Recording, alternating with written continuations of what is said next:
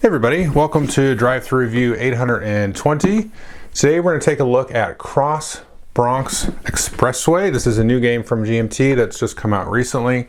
It's one in their Irregular Combat series. It's third volume in that series, which is kind of a series based off of coin games like Cuba Libre, Indian Abyss, and so on. And the last games in this series, I've only played one of them, which was Jest of Robin Hood, which I really liked. I think it was my game of the year last year or the year before. So what this is a three-player game, although you can play it solo or you can play it two-player with a bot acting as the third player. So it's a 1, 2, or 3-player game set in kind of post-war Bronx all the way up to the year 2000, so the last half of the last century. And players will be taking on the role of either the community, the public, or the government, and private interests. So it's a little bit of an abstraction there. And you have different but not very dissimilar goals. And you have a little bit of asymmetry between those different three factions. But there is some more commonalities in there. They're not very starkly, asymmetric. And you either are going to pick and play most of the time 2 decades. So for your first game, you'll play 1940 and then 1950, and then that will be the end of the game. Or you could start from 1950 and do 1960, do 1960, 1970, and so on. You can also play a shorter game, a 1-decade game, which just takes place in 1990. That's the only way to play that. Or you could do one big game from 1940 all the way to the year 2000, I think all the way up there. I've not played that game. It would take a long time. Or you could play multiple sort of chained games along the way in decade pairs like that. So let's go down to the table. I'll talk about all those types of games. I'm not going to do like a complete exhaustive rules overview because there's a fair bit of rules, but I'm going to give you a good sense of the game and general overview, and then we'll come back up here and talk about it. Okay, here is the end of a game that you can see I played 1950, 1960 solo. I played this the other day, so I figured I'd just leave it set up. You can kind of see what's going on. And a couple of things to note here. So you've got different districts. We've got District 2 here, District 1 over here, outlined like so. And you've got places here for infrastructure that you will place onto the board. And the setup will have some kind of like scenario. So there'll be a certain amount of infrastructure set up, and you can see the different colors here. So blue is public, red is community, yellow is the private. And so all your pieces will be in that color. So this is public infrastructure with a public organization and a community organization here. And when you have two different organizations here, you will then have a coalition here. So anytime that the private is not involved, there's no private here, it's a social coalition. And if it was private organization, it would be an economic. And so that's how that works there. You can never have the same organization, so I couldn't have two public or two community in the same spot. You also have these population cubes here, and each of the infrastructure can hold up to 5. So you've got spaces here for 4, and then the 5th one will be this big block, which counts as 5. So if I had 2 in here, that's how that works. So these are housed. So if I didn't have this here, that infrastructure, and this one was full, and I had to have 2 population there for some reason, they would be unhoused, which is never good. You never want unhoused population, or these pink cubes, which are vulnerabilities. Vulnerabilities are kind of like an abstraction, and population is kind of an abstraction too. And vulnerabilities are just, let's just say they're bad things. They're unhoused people, it's crime, maybe it's mentally distressed people, all kinds of things. So it just generally kind of brings everybody down. Let's just look at it like that. And it's just not good for the community as a whole. So having housed vulnerability is mostly okay. You're mostly okay there. You're kind of handling kind of the general struggles and strifes of everyday life for normal people, or any people really. That's just how I look at it. So there's always going to be struggle and strife, and you have set up now the infrastructure to take care of that. So more infrastructure will handle more vulnerabilities. Now you could have vulnerabilities that are out here and unhoused, and you don't want that. Because what's going to happen there is at the end of the round, half of these rounded up on the whole board here are going to go down here to corrections. And corrections here is kind of pseudo-named Rikers Island. You can see that there. And it's not also like a one-to-one, like, oh, vulnerabilities are criminals. That's not really how to look at it. So, and the rules even kind of mention that a little bit. So you've got 10 spaces here that you can sort of handle with your institutional corrections. But you've also got overflow. And overflow will spill over. Once this fills up to 10, more of this will flow over. And anytime you remove somebody from corrections back to the supply or elsewhere, anything from overflow will go back up here. But at the end of the round, you will take losses equal to your overflow. So if we just zoom over here real quick, you can see this loss marker here. And if this ever reaches 8 at the end of a decade, everybody has lost the game. So that's one way to lose the game as a whole. The other way, if we go all the way around the other side of this track, you can see the resource markers for all the factions.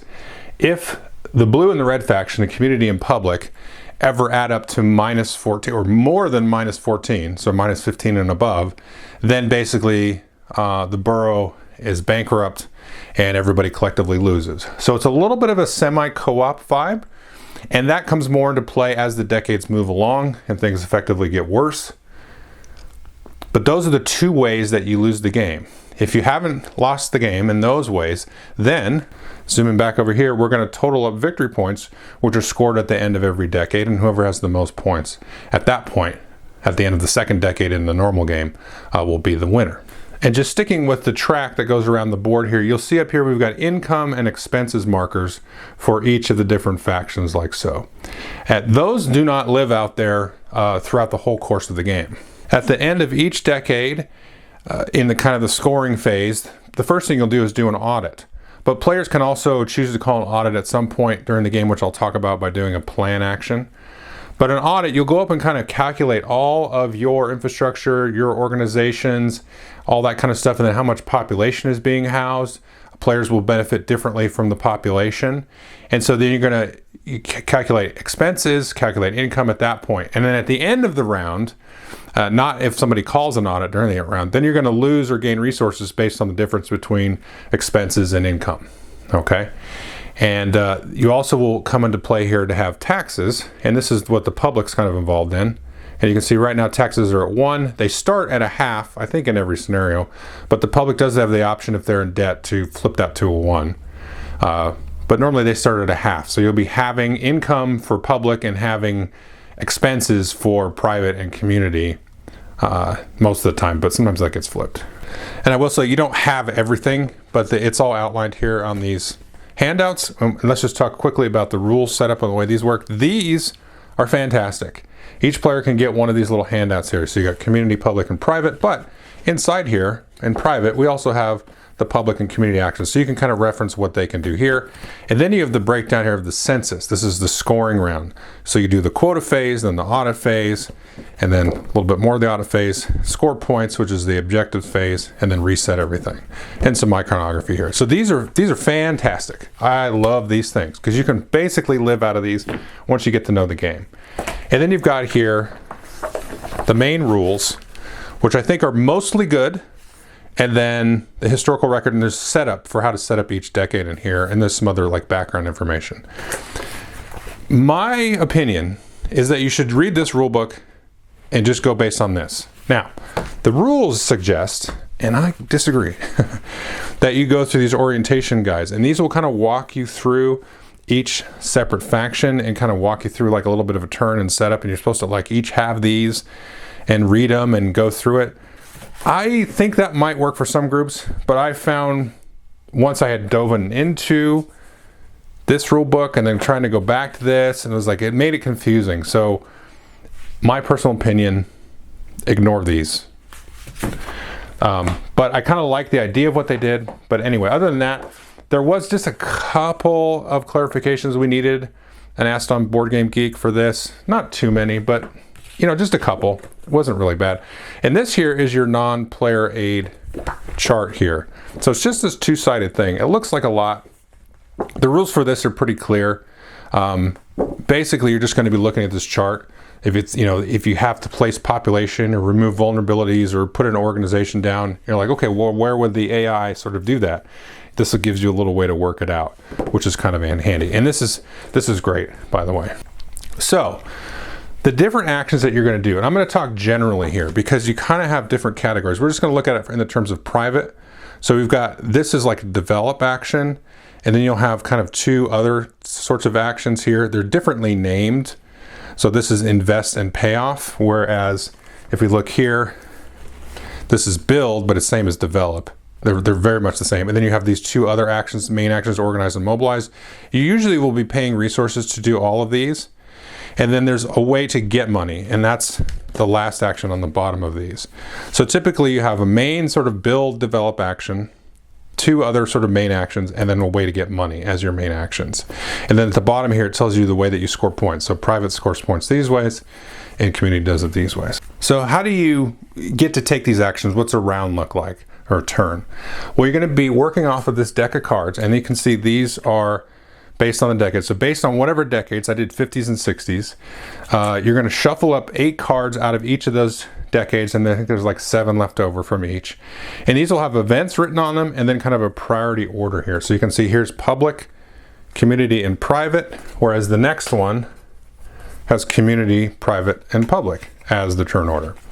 And so what you do, so public now gets the opportunity to do action or act, event, react, or plan. So let's say they choose act. Next is community. Community maybe likes the event, but let's say maybe they pass on that and they're going to go to react. And then now private has the opportunity to do event or plan. Now, if they choose event, they'll do the event. Now, if nobody chooses the event will always happen. But if nobody chooses it, whoever is in the first slot here will execute the event. So the events are happening no matter what. And a lot of times they're bad-ish. So if somebody chooses the event, they're not being a jerk. They're just trying to manage the catastrophe so it benefits them the most or hurts them the least. Because it's happening no matter what. And if nobody takes it, like I said, the slot in the first space there, that faction takes it. So when you do an action, it's like a lot of coin games. You can take actions in up to 3 different districts, and you can do those there. Or you can do that first develop, build, top act. The only way to do that first one, which is to build infrastructure and mess with infrastructure, is to do the act only. And you can only do it in one district. So if you take act, you can do your big build infrastructure action in one place, or one of your other 2 actions, or your fundraising income action in 3 spaces. That's if you take act. If you choose the event, or you happen to be first on the card, you do whatever the event says. If you do react, you can do one of your main actions, but only in one district, and you can't do the big build infrastructure thing. So it's just one of your other 3 actions. Now, plan is interesting. Plan allows you, as these come off here, to do a couple of things. One, you can call an audit, and that's where we calculate all the stuff. Everybody gets a little snapshot of what income and expenses look like, but you don't adjust resources, you don't remove exhausted infrastructure, all that kind of stuff. You just kind of do a double check, and it can be handy for folks to do. And if you do a plan, you might want to do that because the other part of plan is you get to reactivate. Let's say it was the red guy doing it. If this has been activated, you get to unactivate it so you can reuse it. So because a lot of actions will say, oh, okay, activate one of your organizations, and it's spent for the rest of the round unless you can somehow flip it face down. And one of the ways to do that is to plan, and that is a huge deal. Don't discount that. That's a big deal. So the other part of plan, if we zoom back over here, is no matter what the upcoming card is, but before we flip it to the current card, you get to choose one of these before everybody else. So maybe I, as the yellow player, saw a plan or saw the next card and I go, I really want to do act, but I know community will probably do it because they're going to get first choice. So I'm going to make sure I do act. Now you've locked in your choice there. This is going to come over here, and then now we're going to work down the line. Red will go, and blue and so on. So the plan kind of delays a turn, lets you do an audit if you want, which might be handy because if you are planning to do act, you want to see, okay, well, how much could I really spend here? Because, I may be in debt, but at the end of the round, my expenses might be overwhelming my income. So maybe I should do a plan and audit. And it's good for everybody. Everybody can kind of audit. Once you go through it once or twice, it doesn't take too long to run through all the steps of an audit either. So you keep playing here until we run into a census. You'll have 2 censuses. census. And here are the steps for the census here. First you do quota, corrections, audit, and objectives. And that's all on the card here as well. And then you do the reset phase. And this is where you'll score points. Your audit will mean something because you'll adjust resources. And then you'll be looking at sending people to corrections, which again will probably incur some loss. Although this last game we played, we were on the ball, had 0 losses. And then, and then you might also lose the game because everybody's way in debt.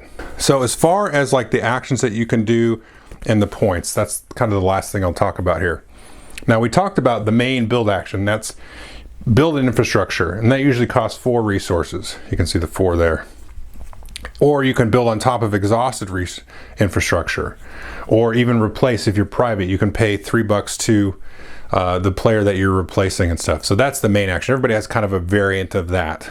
The other one is to basically sort of collect vulnerabilities, and you do that by activating an organization. It costs you 2 resources, but if you're in a coalition, you can also pay a resource to your coalition partner there, and then start to take vulnerabilities out of this whole district here. And what you do, why you want to do that, is we can see here private wants these because they become employees that they can pay and have work for. Or down here we have activists, which as the community had a whole bunch of. Or if you're in the case of public, you'll have cases up here.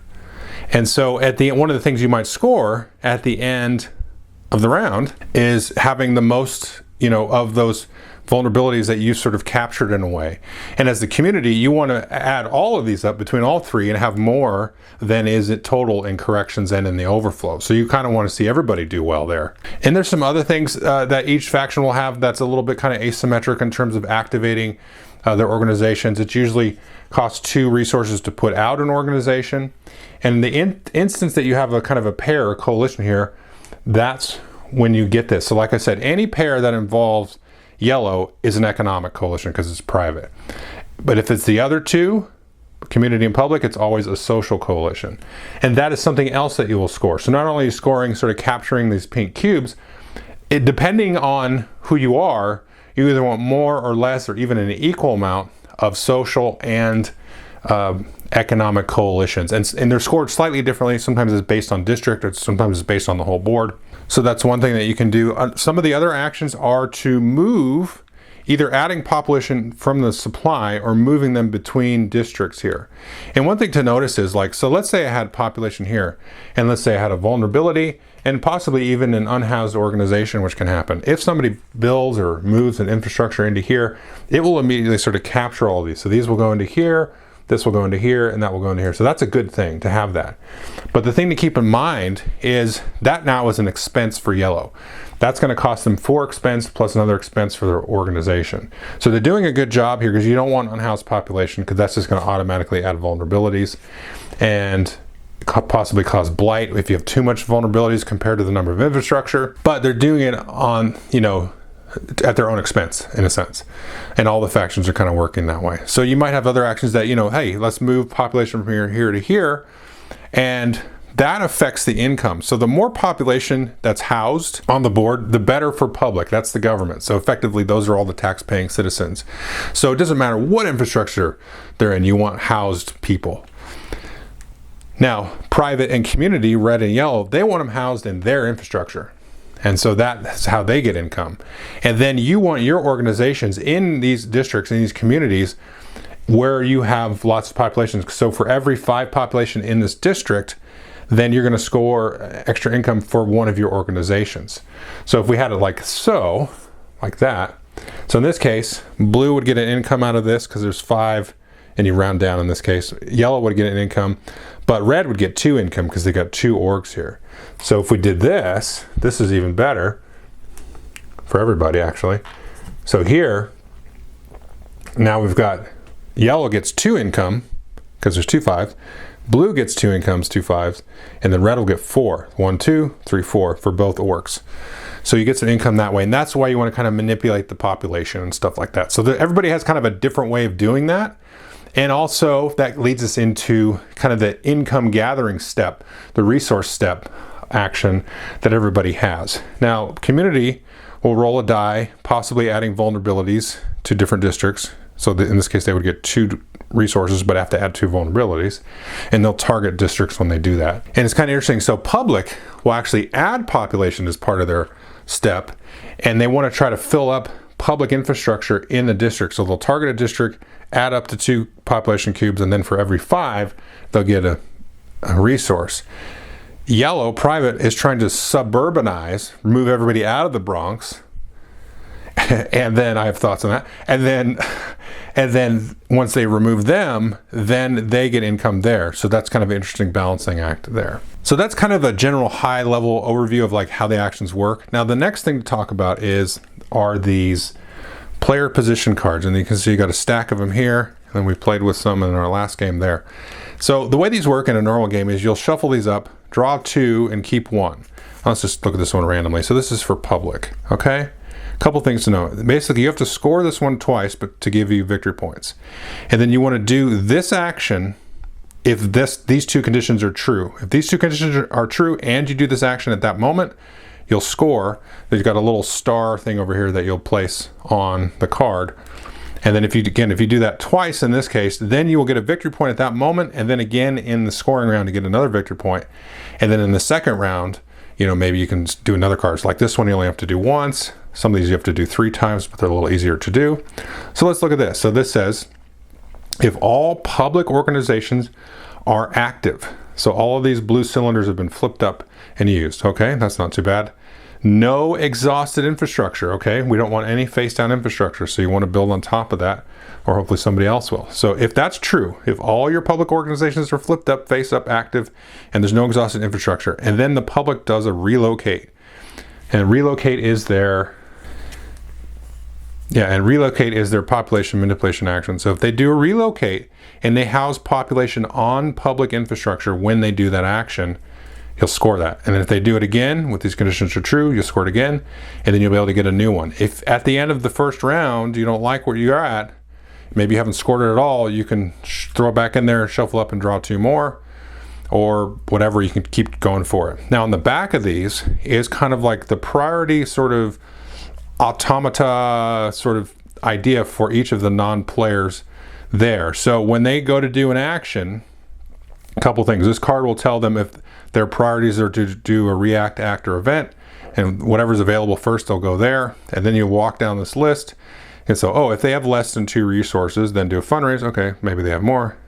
If there's any unhoused vulnerabilities that they can get to, you do an organize and so on. If they get all the way to the bottom here, like all these are good, and they do this one, they'll score it the same way here. So if they do that twice, then they'll score points like you would on these positions. And I'll recommend these positions. I do recommend them, but maybe not for your first game. I'm not sure how I feel about that. If it's everybody's first game, yeah, I would say don't use the positions, but I can also see it being kind of a helpful guide. We'll talk more about that in the review. But that's kind of the other part of the scoring there, is being able to score those positions, because you can get a total of 4 points, 2 for each position, if you can do it. It's not a piece of cake. It's not impossible, but it's also, board states can change and all that stuff. So that's pretty much overview of the game. Okay, so that is Cross Bronx Expressway. We'll just jump right into my pillars of review. Let's talk playtime. This says 90 to 180 minutes. I feel like that's about right, especially once you get to know the game. I think your first play is going to be a little bit sort of drawn out. You're going to want to play, through to your first scoring round, kind of see how things shake out, see how budgets sort of work and all that, and be like, oh wow, we totally over leveraged ourselves or whatever. And yeah, so that first half of your first game, I think, is going to be what's the right word, like excisedly long, like just abnormally long. That's the word I'm looking for. Whereas it's going to start to come down. Now I have soloed this game.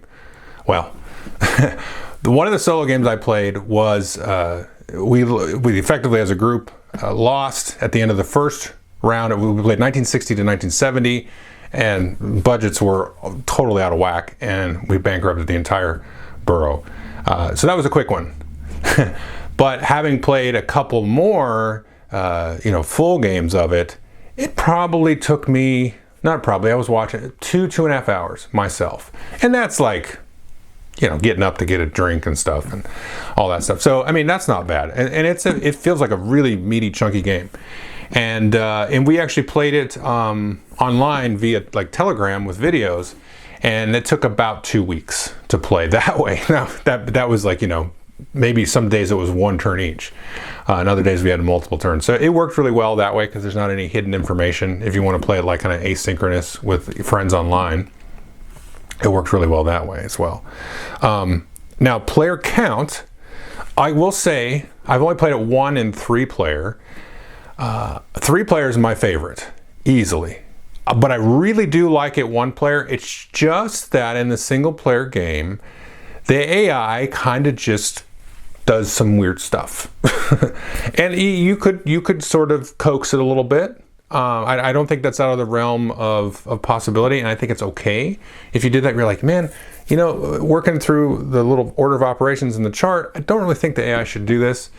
And it's also kind of tricky because the AI will sometimes, like I said in the one game, just be like, what are you doing? You're going bankrupt. And it's like, don't do that.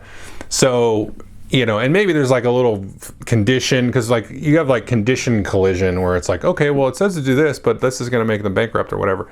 So that's a little bit overwhelming, I think, but not too much. But it was still like really fun, and this last game that I left set up was really cool. Like it came down to the wire, and it was like the whole city was almost bankrupt. I think we were like $1 off or $2 off, and and it was pretty tight. And I ended up winning that as the solo player in that case, and I was able to score one of my player positions, which was a lot of fun.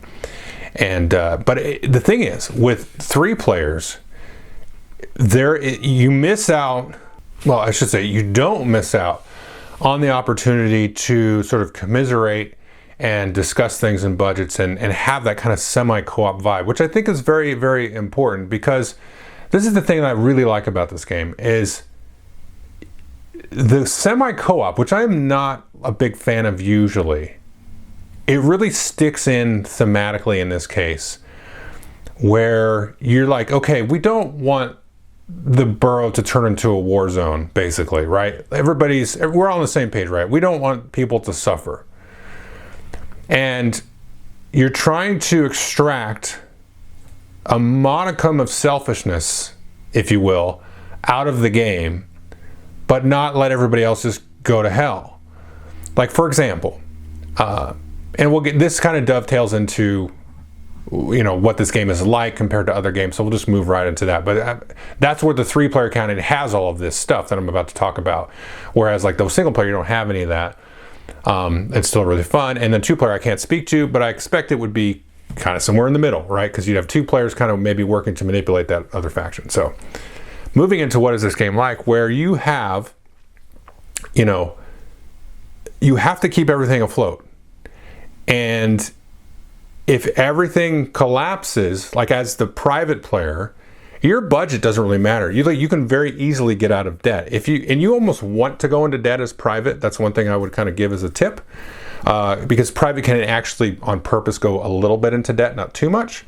But at the end of the round, if private's in debt, it's no big deal.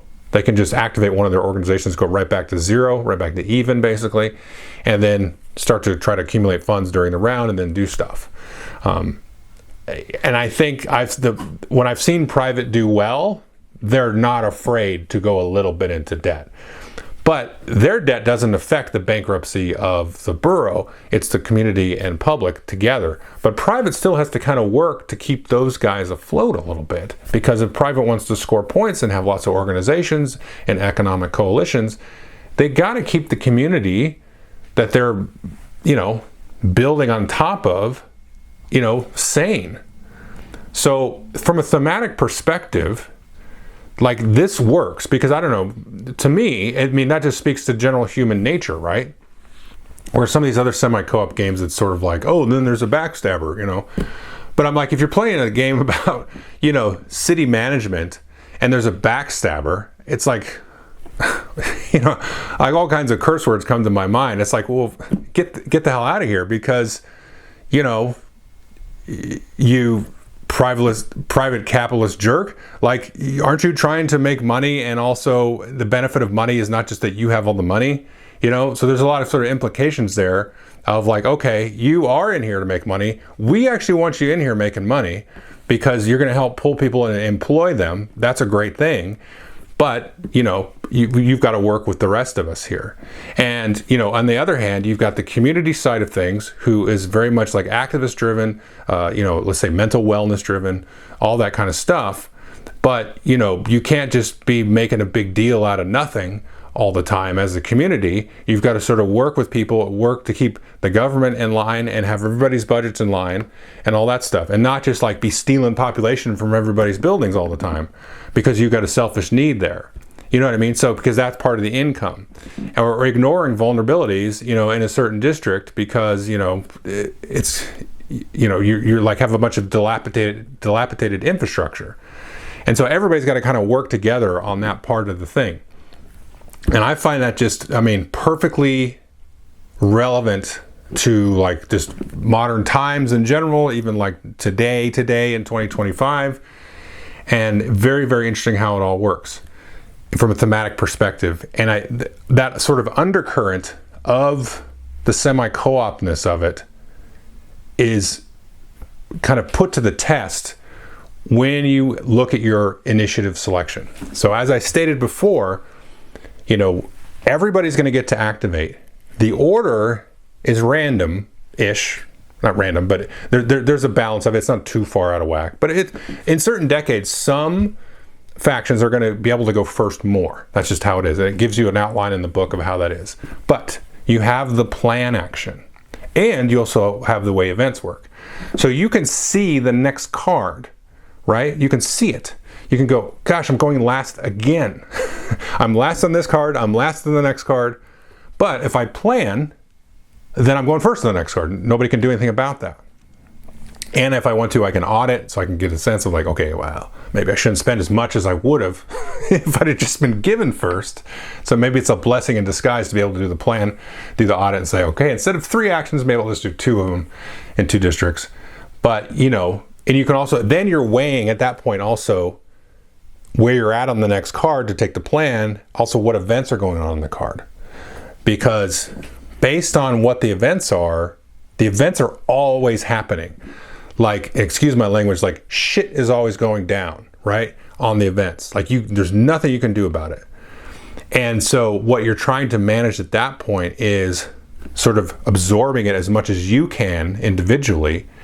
And also in a cooperative sense, because if it says like, you know, put vulnerabilities here, you can talk about where to do that or move population in a certain way. But that's just happening. It's like outside of everybody's control, which is, I love that.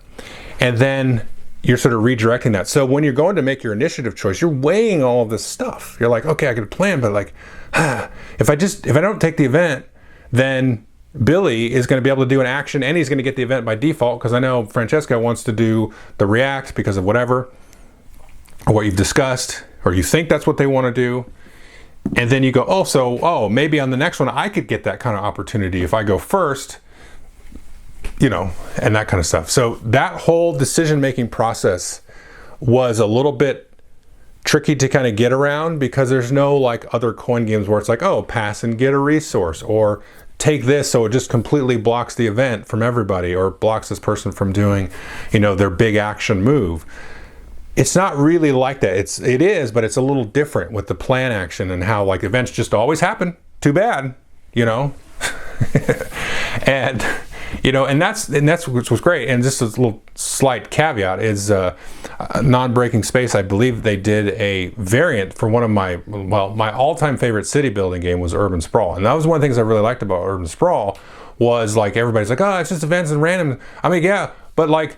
The universe is just trying to beat your city into a pulp. Like, that's just stuff that's going to happen, you know? Like, stuff happens. I mean, where have you been for the last 10 years? Stuff just happens everywhere in the world, everywhere, all the time. Doesn't matter where you are in the world. Some places seem to get beat up more than others. But stuff is going to happen. You're not playing a game about, I don't know, pick a city somewhere, anywhere. Just whatever pops into your head. And, like, think of all the bad stuff that's going to happen to that city. A lot of stuff.